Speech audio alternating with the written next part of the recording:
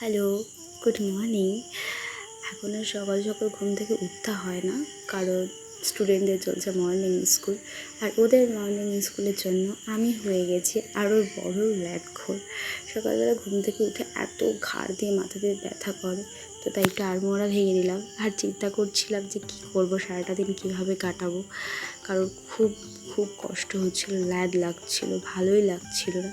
তো তারপরে বিছানা থেকে নেমে একটু তো কাজ করতে হবে। সবসময় ল্যাদ খেলে কি আর হবে বলো, ঘরটাকেও তো গুছিয়ে রাখতে হবে।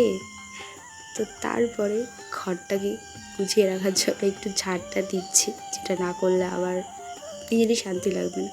তো আজকে কলেজ যেতে আমার একটু ইচ্ছা করছিল, তারপর ভাবছিলাম কী করব। আর কালকে রাতে হয়েছে ভীষণ পরিমাণ বৃষ্টি, চারিদিকে জল হয়ে গেছে।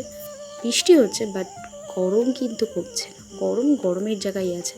তো সকালবেলা ফ্রেশ হয়ে ঘুম থেকে উঠে যাচ্ছি এখন দোকানে। তো দোকানে এসে বসে আছি, দোকানওয়ালাও খুব ল্যাদখোর, মানে দোকানের যে মালিক। তো তারপরে দোকান থেকে সুজি কিনে নিয়ে যাচ্ছে, কারণ কলেজ যাবো বলেছিলাম, টিফিন দিয়ে যেতে হবে।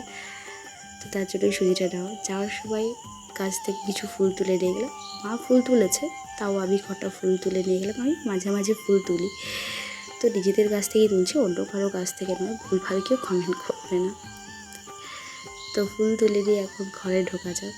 ঘরে এসে আমি ভাবলাম আজকে তুড়ি মেরেই রেসিপিটা করা যাক। তো সবজিগুলোকে কাটিং করে নিয়েছি। আর বললাম না, রান্না না করলে যা হয়, রেসিপি ভুলে গেছি, জল বেশি দিয়ে ফেলেছি, আর ওইটা কেমন হয়ে গেছে, জানি না খাওয়া যাবেও কি না আদৌ। তো চলো, রান্না আমার হয়ে গেছে।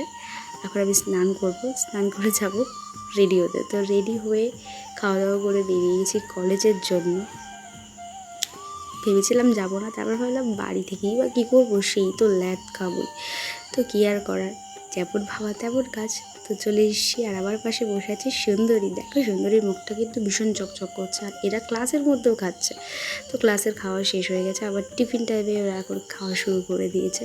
আর আজকে ছিল প্রায় বিয়েবাড়ির মেনু, কিন্তু কখন আমরা কী খাই আমরা জানি না। ফার্স্ট যেটা খাই মনে হয় সেটাই খাচ্ছি, তারপরে কখন কে কোথা থেকে কী খাবার খাইয়ে দেয়, কোনো ফ্লেভার, কোনো টেস্ট না। খাওয়া দরকার, খেয়ে নিই।